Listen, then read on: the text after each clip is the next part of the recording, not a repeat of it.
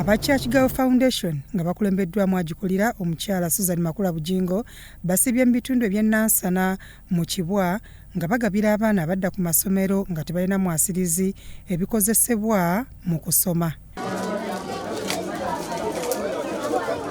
Mu bigabiddwa mubaddemu ebitabo, paadi, sukaali, sabbuuni, ebizigo n'ebintu ebirala era ng'ebintu bino byaniriziddwa Apostle Rich Zion nga yayambako abaana bano. Kwe mulusanga Mami Sue, kwe musanga Mami mumunebalizeeko ne Church Girl Foundation bonna batukoze obulungi. Nina abaana 350 bendabirira naye olunaku lwaleero bonna bafunye ebitabo era baddayo ku ssomero nga 10 February.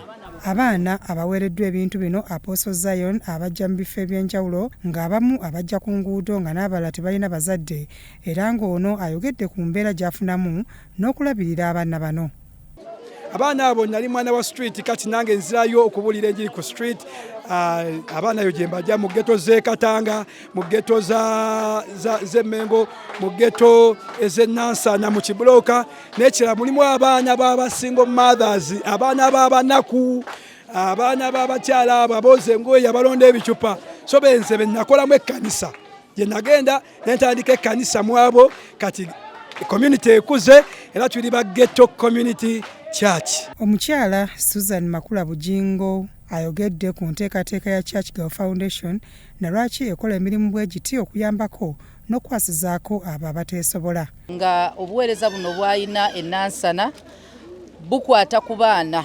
Abaana be wandigambye nti ensi eyinza okuba nga tebafuddeeko kubanga omwana ayinza okuba muzadde we yamulekawo oba omuzadde teyeesobolerako ddala era singa owuliddera bw'oba owulidde story oba ne testimony ku baana bano buli mwana alina we yamujja nga sina baganda be siba nti baana ba mikwano gye so ne kitukwatako nga aba Church Girl kubanga bwe nasinkana Apostle okuyita ate mu nnyimba kubanga muyimbi wa nnyimba eza gospel nambulirako kubuweereza Katonda bwe yamukwasa nemwe tujja kujja tukyaleko tulabe engeri naffe nga mukabo yatuwa obuweereza abaweereza tulina kukolera wamu tulabe engeri gye tuyinza okukwatagana na Apostle Solo olunaku olwaleero kwe kujja ne tugamba engeri abaana ate gye basoma katubatwalireko waakiri ku bitabo.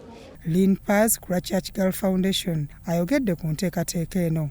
Twakwatagana n'omwami gwe bayita Rich Zion ow'ekitongole kino kye tuzzeemu eno ennansana orphanage n'atubuulira ne tumubuulira ebyo ebiringa ebizibuzibu okufuna mu baana abayambako abalabirira n'atugamba nti mulimu abaana abawala ate ffe ku mwana omuwala nga Church Girl Foundation tumanya basic need esookera ddala erina kuba sanitary pad era twafuna pads tubaleetedde ebitabo ebya all levels mwe muli aba secondary tubawadde ebya black books aba primary ne tubawa ebya 96 pages ne tubawa pens pencils ne tuleeta sukaali. Abaana baweereddwa ebintu basabidde mukyala Bujingo essaala wakati mu kusinza n'okutendereza Katonda.